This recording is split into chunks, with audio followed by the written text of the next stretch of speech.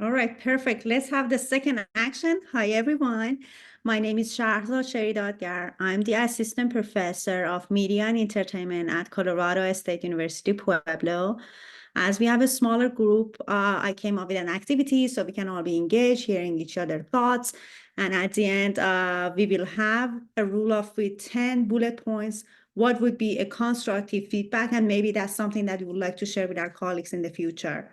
I go by she, her, hers, and I would like to hear your name, your pronouns, and what is the major, your area of focus. Kathy, would you like to go first? Sure. My name is Katie Little, and I use the she, her pronouns. And I am actually the Associate Director for Faculty Success for TILT, which is the Institute for Learning and Teaching at the CSU Fort Collins campus. And Denise and I have been talking a little bit about how we can sort of offer workshops from Pueblo to our faculty and vice versa. So I'm actually just kind of here to observe a little bit and see how it goes, but happy to help participate as well. So. Fantastic. I'm honored to have you in this room. Angie, you want to go next? Hi, so my name is Angie. I'm a transfer academic advisor at our Pikes Peak satellite location for CSU Pueblo. So this just looked interesting. Oh, cool, Angie. How'd you find the information? Catherine Starkey sent it Oh, to fantastic. us. Yeah. Awesome. Okay. So I'm Denise. I'm the director for the Center of Teaching, Learning, and Leadership here at CSU Pueblo. And I'm kind of Katie's counterpart down here. Perfect. I'm going to start our workshop. This is a very simple form I put together so we can all take notes, and then later on we can share it together. That's just your name, your area of focus, and we want to work on two ideas. The first one is that what would be the definition of constructive feedback from the standpoint of academia based on the different majors that we are all coming from. And the other one, which I found pretty interesting, is to coming up with 10 rules that how we want to shape and how we want to share this information with our colleagues and the other students. I'm a filmmaker, and I started as an engineer, a little bit of background of how I think and what is the thought process of this workshop is going to be. I used to go to engineering school, and then when I shifted to film industry, it was pretty tough the way that people are criticizing our work as amateurs and especially early works. What changed my perspective since I started working here, and Denise was kind enough and open-minded enough to let me run this idea for the first time. I joined a session that one of our students was sharing a script, and it was not good. It was not a standard. It was not even close to anything that you want to take to any producer. However, some of the other faculty members, they supported the project as it's a masterpiece. It broke my heart in a personal level that we are misleading and we are misinforming the students, and they don't have any idea what's going to happen to them in the future. And because I'm also coming from the creative side of the story, it's very challenging to criticize the work of a student without killing that inner child, inner artist, which also exists in all of us. So I'm really interested in psychology as well. So all of this together, I'm going to pause here, and I want to learn more about if you had any similar experience so we can find something in common to work on today. Well, I taught math in middle school and high school. And I've been doing professional learning that requires deliverables from faculty for about 5 years here. With my mathematics teaching, I try to give feedback from a growth mindset perspective. I adopted a technique I learned about called my favorite no, and sharing my favorite wrong answer with the class, but talking about, what was interesting about that wrong answer. So, like what I could see about the way that they went and what I inferred about their thought process.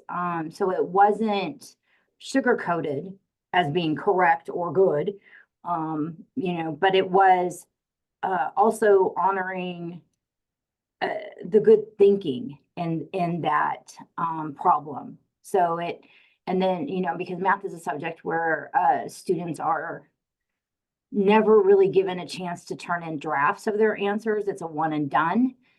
It's very unlike any other subject for some reason, where you don't get to refine and revise on your way to demonstrating, mastery.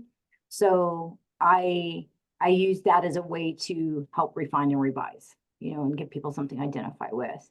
With faculty deliverables, I look for what's strong in their project, and then I share what they might consider to make it a stronger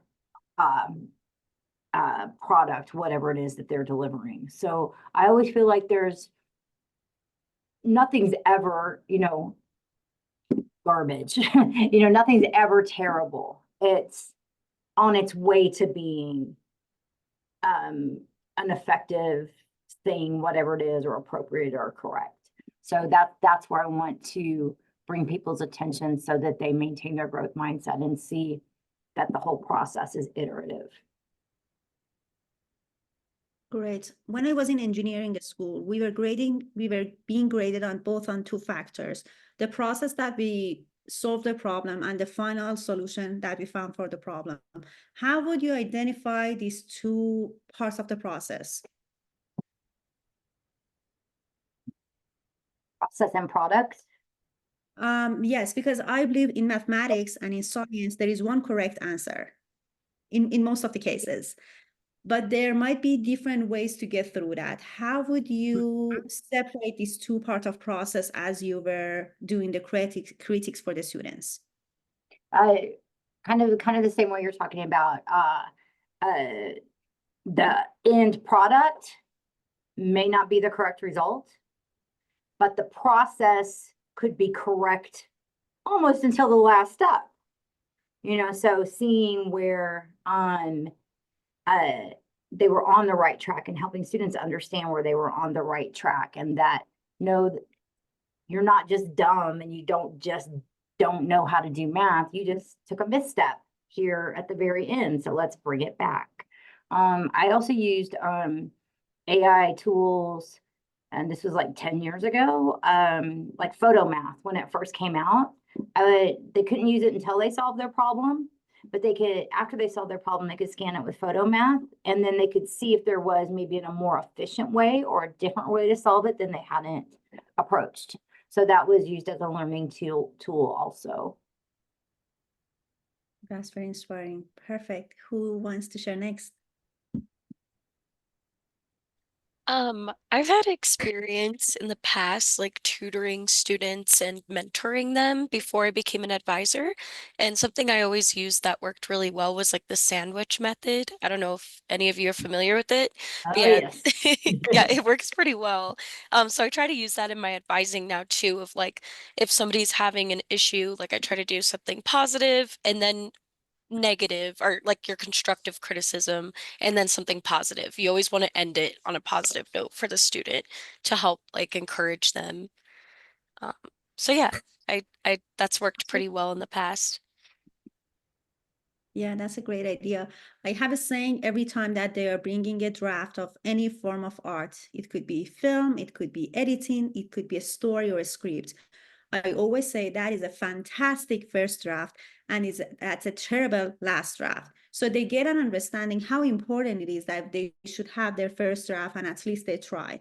Because if you're not encouraging them on the very first steps, or we do encourage them too much and they think that they have already met the final goal, that's also not fair and not ethical from my standpoint.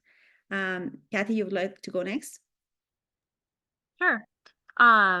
So I think I've used both the sandwich method, and then as Denise was saying, definitely trying to approach things from the growth mindset, or strengths based work with instructors. So I did used to do a lot of course development, especially online course development, where faculty would be submitting drafts of sort of like what they want each module to how they wanted each module to come together. And, we'd be reviewing their drafts, and sometimes the learning outcomes weren't measurable, or sometimes the learning outcomes weren't what the students were actually being assessed on. And so just having to provide that feedback, but again,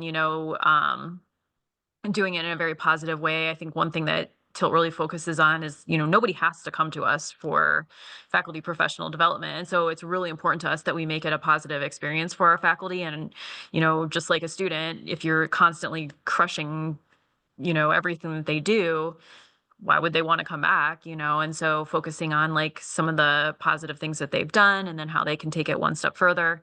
And then another thing we really focus on is, there are a million different ways to improve your teaching, and that can be really overwhelming. And so we really try and take the standpoint of like, if you just make one or two small changes this semester, you don't feel like you have to overhaul your entire course. Make one or two really small changes, and those can make a huge impact on your students or on your class. And so we do kind of try and approach things from that standpoint as well. That's great. There is also another technique that I have used in the class, especially as we are having art pieces, and most of the time they are not measurable. If you're talking about the essence of the story and creativity, especially on that side, not the tech side, I came up with an idea that I'm breaking down all the elements that they should be giving each other feedback based off, and I'm using numbers from 0 to 10, especially for the art students and the students who are coming from the humanities. Getting familiar with understanding where they're standing on the scale is very important, and it helps me a lot, because when I didn't have that technique in the class, when they were about to give each other feedback, they were still with like generic adjectives. That was cool. That was dope. That was good. I'm like, this is not helping your friends. You're just giving them some positive feedback without helping them to become better. So that was also something that I think bringing some elements of mathematics is helping the humanities students. If there's any other techniques that you can think of, let's discuss that before I bring my Dogma 95 interesting story to the game. Any other points, any other feedback? I use peer feedback a lot in my coaching for martial arts. I'll have students at different points of the class give each other feedback, kids and adults, about, what they were feeling, what they noticed was working for themselves or the other person, and like kind of just like break things down with each other. And that's a much different conversation and it's received much differently than it is from me. So I think peer feedback is crucial to the learning process. Absolutely. I agree. Please go Yeah, ahead. sorry, I didn't mean to interrupt. I was just gonna say I totally agree, and I think one thing we really try and do is so that we don't get those generic, like, that was cool, great job, those generic types of answers. We provide really specific feedback forms and ask really pointed questions about things that we want feedback on. And so that way, when they are giving peer feedback to each other, they're providing more developed feedback instead of just like, great job, or, you should redo this section, something vague like that. Absolutely. And as I was working on the critical thinking skills of them, I came up with the idea that they will be evaluated of how they are treating others, because I wanted to make sure that they do understand that what an important job they are doing, and they have to also get better in observing, coming up with bullet points, and being clear by what they mean for any form of change. I just sent the Dogma 95. It may be a little different from the regular workshops that you might be attending. I'm a filmmaker. The only way that I can communicate is through films. I was fascinated with Doris von Trier and Thomas Winterberg. They were two fantastic. They're still making films in film industry, and as they were working on a style to create more minimalistic films, they came up with like 10 rules that if you would have followed these rules, your film will be passing Dogma 95. If you would like to take a look at those, and then I will explain that what is the purpose behind reading this today. That's in the chat.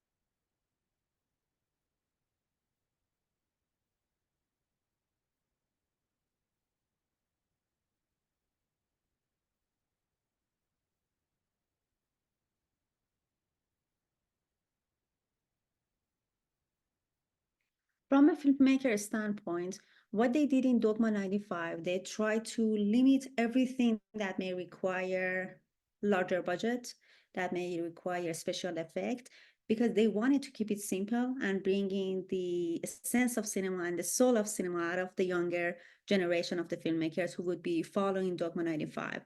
What I found pretty interesting was these limitations is not basically limiting, it's also giving a more focused lens through what you would like to achieve.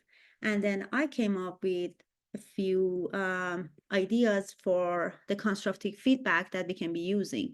I'm going to share that in chat and then we can take it from there.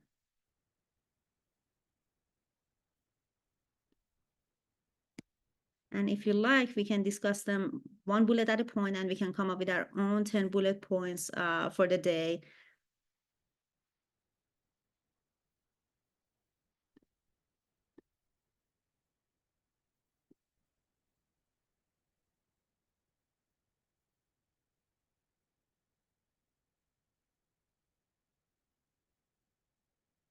Are we Right, on the if you don't first worksheet that you posted? We are on the constructive feedback, the file that I just shared. Okay, yes, I read that. Perfect. And would you please, if you don't mind, open your mics and we will go one bullet point at a point to fill out what is working for, because it's basically coming from art and humanities perspective. If there is anything else that we should be adding or changing, we can do that today as our workshop and idea, and we will have something that will be serving all of us, hopefully. The first feedback, the first bullet point is feedback must be specific and actionable. Avoid vague statements like it's not working. Instead, pinpoint what can be improved and suggest ways to do so. What can we add to this bullet point? How we can adjust that could serve a higher population of students?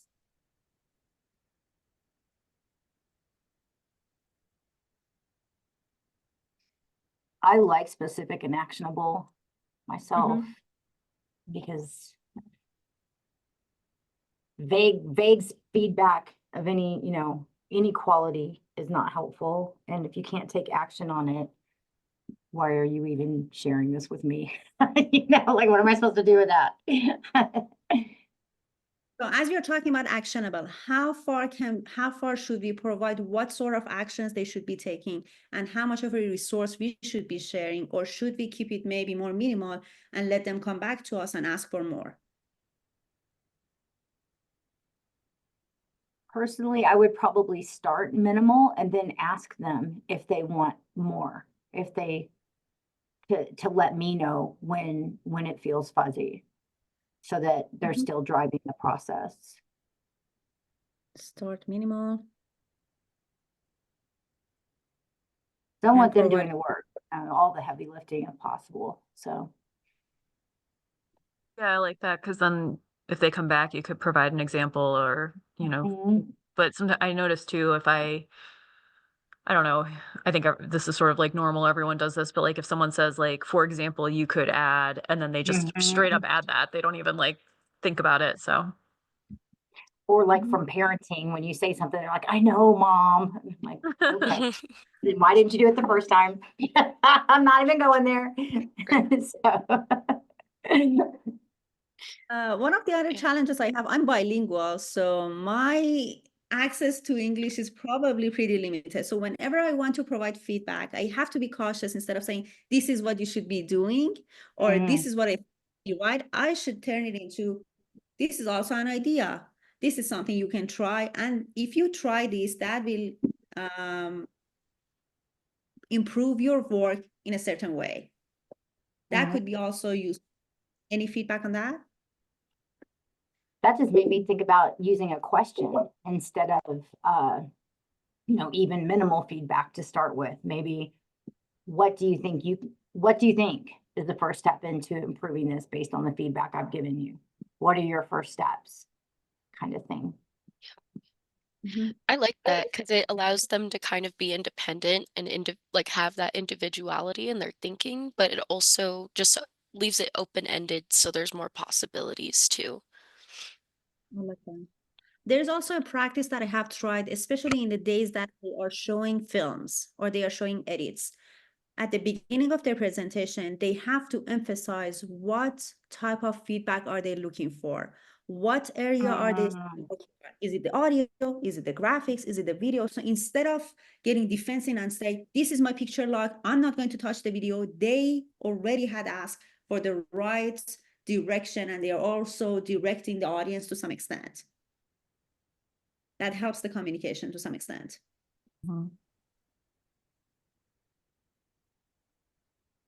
If there is nothing else on the bullet point 1, I'm going to go to the second one. Feedback must focus on the work, not the person. Keep critics professional by addressing the project, not personal traits, ensuring the recipient doesn't feel attacked.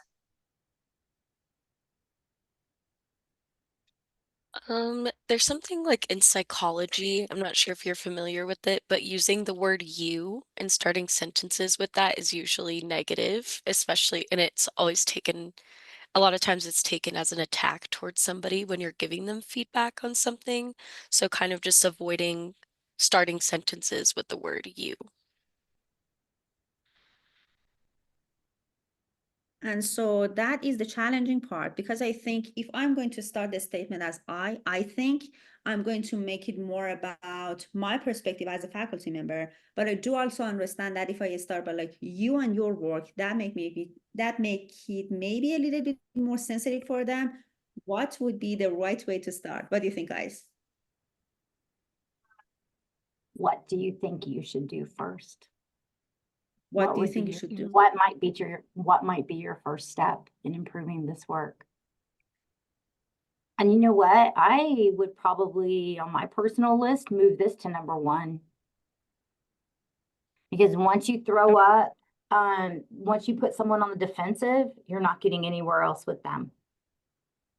I like that. All right, we are going to change the order here too. Perfect. Anything else about feedback number 2?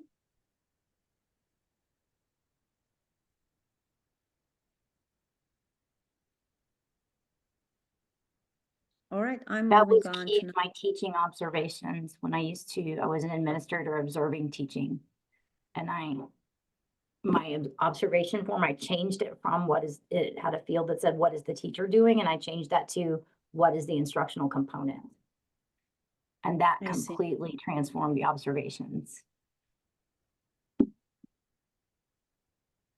That is very useful. Thank you. All right, moving on to number 3. Feedback must balance strength and areas for improvement. Acknowledge what works well before diving into what needs change to build trust and maintain morale. We're going back to your point, Angie. Yeah, I think this is the sandwich. Yeah. That ties in perfect. I think it has another function of also helping to build metacognition.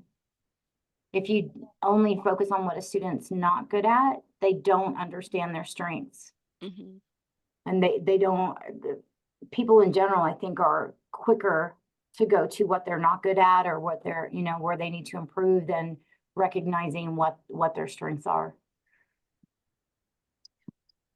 And how can we add some elements of growth mindset to this bullet point?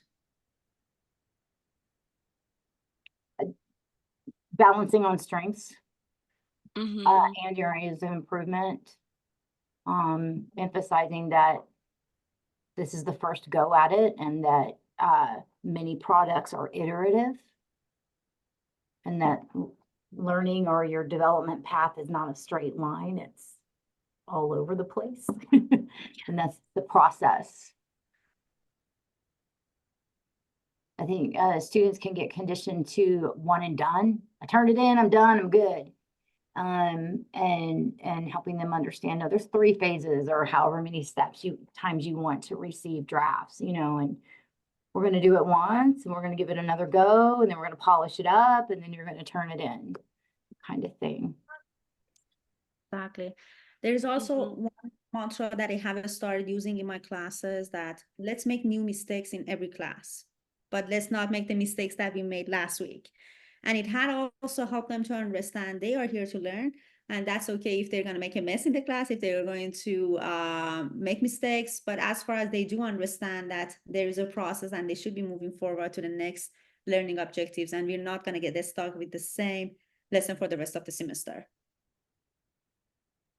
I would add on too, like goal setting is something that's really important also with students, like just maybe at the end of your appointment, your meeting with them, the end of class, like just setting some goals for the next semester or even just the next class or the next week.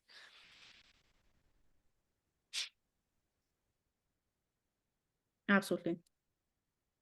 Thinking rubrics could help with this too, because often on a rubric, you know, a student might score particularly well in one area, and then see another area where they need a little bit of improvement. And particularly if, you know, like if a class has maybe 10 like mini papers or, you know, something like that, it's not uncommon to see as the semester goes on, the areas where the student was maybe not scoring so well at the beginning, they start to pay more attention to that. And then they're bringing up those scores at the end. So by the end, they're getting, you know, nearly perfect scores on all of their papers because they've adjusted, and know what areas to focus on. So That's valid. Anything else, or should we moving on to number 4? All right, moving to the next scene, number 4.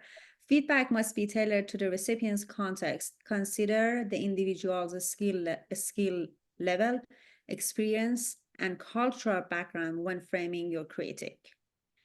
I personally struggled with this one in my classes because I'm setting the bars for everybody. I do understand that the students are coming with different learning skills, different learning methods, and different backgrounds.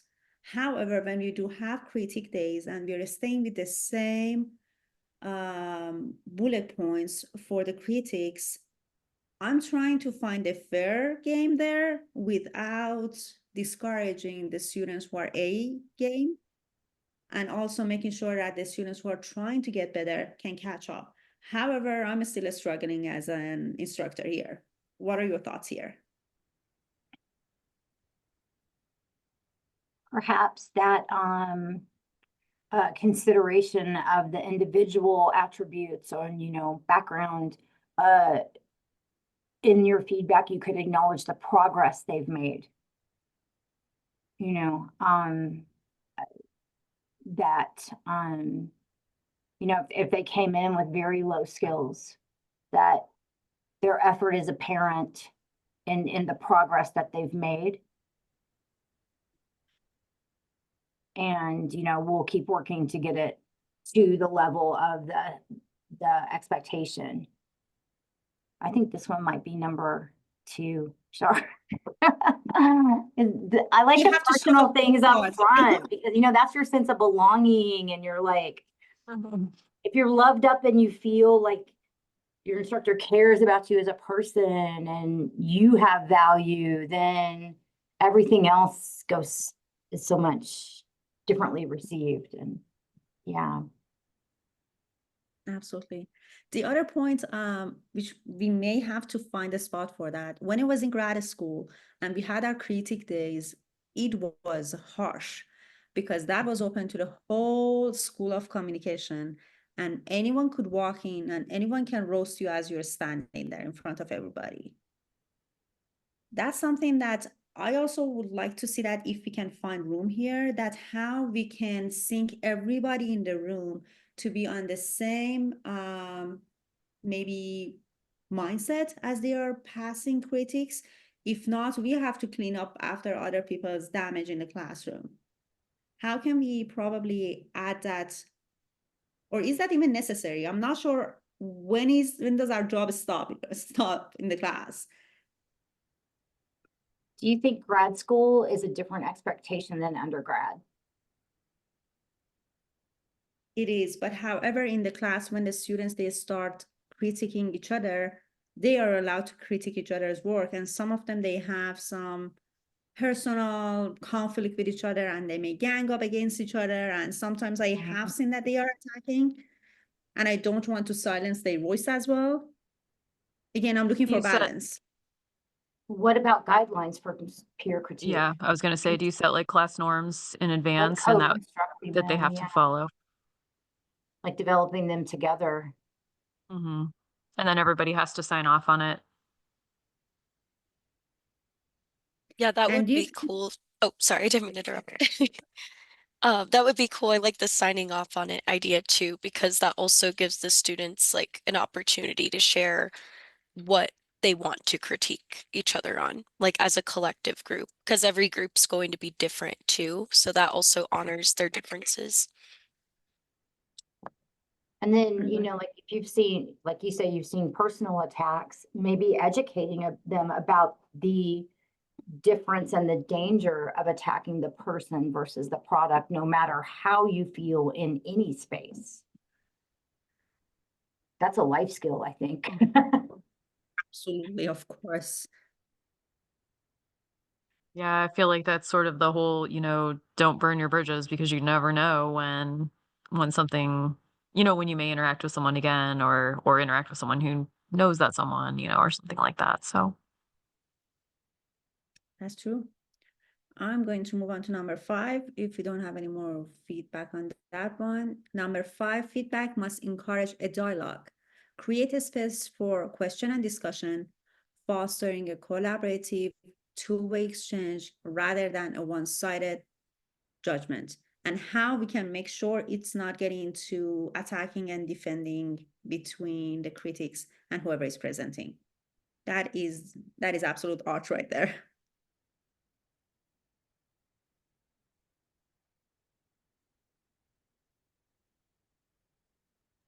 Does that piggyback on the previous idea of co-creating norms? And in those norms, we have a norm for dialoguing around the feedback. that's an expectation.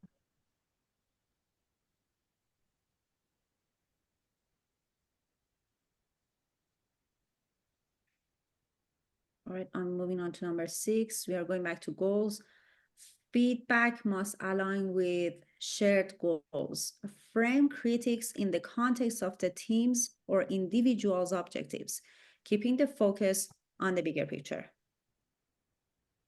I think that covers one of our ideas that we had on number 2.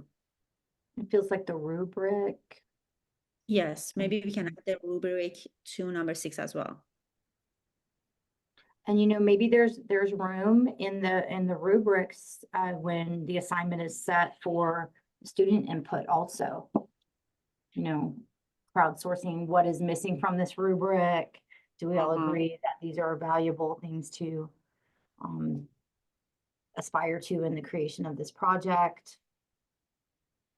I really like involving students as much as possible in the whole process. I think that so much stuff is done to them without them even getting the chance to think. And then we all complain about how students never think for themselves. I'm like, well, we could give them a chance to think. That is a very valid point. I came up with the idea that a portion of everybody's grade is the peer review and how the rest of the class have graded them. However, it was not pretty successful because on the first round, they all gave each other A and they gang up against the instructor. So everybody got A from each other. But on my second semester, I came up with the idea that you should be capable of defending what grade you gave others. If not, I'm going to take it off your judgments, points that if you know how to critique others, which is also a skill that I'm trying to teach in my classes. Do you also have them? So, like, if we're a group of 4, I would rank Denise, Angie, and Sherry, but then I also have to rank myself. Yes. Yeah, I find they're a lot harder on themselves than the other people are not as so hard on them. And on the same note, they are going to be grading me, and it's not an official evaluation, but it just gives them a chance to share their true experience with me. One of them gave me 3 out of 10 a couple of semesters ago, and I was like, that was harsh on me. I thought about that semester, Steve.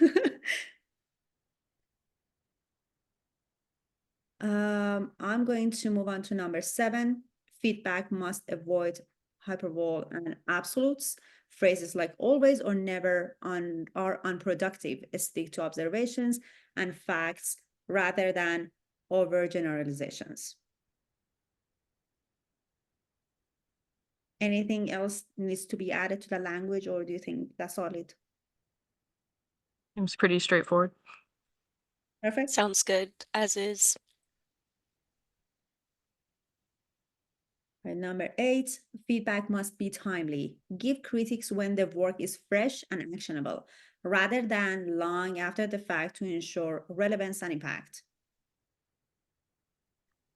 Absolutely. I think it's important to get the feedback on, a first draft or a first project or, something like that before the next piece is due or before the next paper is due, because otherwise, and I hear that from students all the time, that, it'll, a whole month has passed and they still haven't gotten feedback on their original paper, and now they're writing a second paper and they're like, I don't even know how I did on my first one. So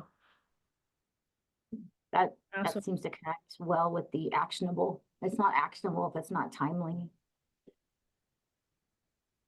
It also I could, sorry.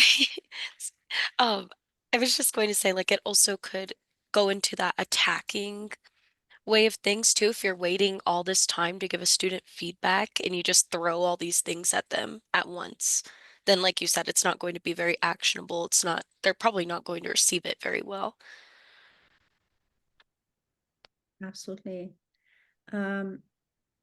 Something that I implemented in my classes, the final week is not basically the finals. They have already delivered their work a week before, and the finals week is just like the presentation of the corrected finals. Because I believe at the end, I want them to have the highest quality they can produce, and they have to deliver their work 1 week before. We will have a very serious feedback session on that, and then they have a whole week to correct and go for extra queries and coming back and getting the best out of what they have. I'm going to jump to number 9. Feedback must avoid comparison. Evaluate the work on its own merits rather than comparing it to others, which can undermine creativity and confidence. Something that I have brought to the class, I usually bring some of the mistakes that I have made and some of my worst footage, my worst writings, and I never tell them that it's not a good work. So I give it to them and they are trying to find the mistakes, and it makes them excited that even as the professor in the room, I'm still making mistakes in my work. And that's very encouraging to them as you're being vulnerable and you're showing that I'm learning as well. I like to show student exemplars at different cut levels on the rubric, with names redacted and stuff, and then like an exemplar I've created, so that if we only if I only show what I can do, they only see like an expert level, someone who's practiced for a long time, and then if they see like, and we talk about it like, okay, why was this a 1 on the rubric? Why was this a 2 overall? Why was this a 3? And they can evaluate that work, then that helps them understand the rubric better and better evaluate their own work before they turn it in. They know kind of what they're looking for. To get like operationalizes the rubric. So instead of being compared, they are being inspired by the previous work. That's a great idea. I think too, so both my kids were competitive swimmers from basically the age of 4 all the way through high school. And one thing we would the coaches would work a lot with them on is, you're not just like, yes, you're racing against other people and other teams, but you're also always racing against yourself and your best times and your best personal cuts. And I think that especially for kids who, probably aren't going to qualify for state, they're fine swimmers, but they're never going to be like next level swimmers.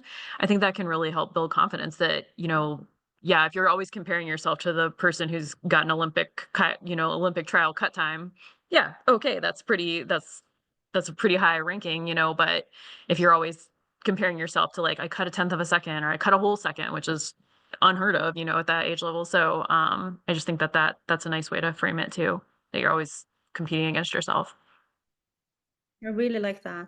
The technique that we have in my film and video classes, they always have the first video they have captured. And at the end of the semester, they are even ashamed that they're going to put it in their demo. They're like, I didn't make that. I know better than I'm like, I know, but it's the process you made, and just be proud of yourself that you made it that far.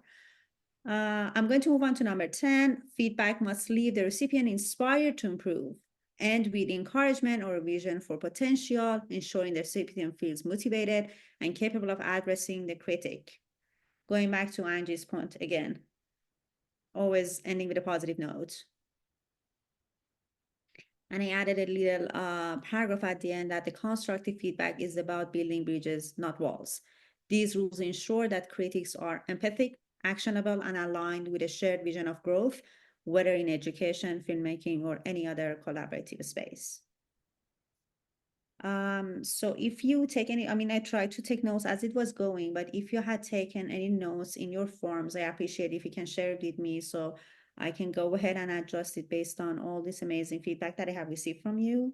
And then since we have your contacts, I can share you the very most updated one. And I hope it inspires me, it will inspire you as much as it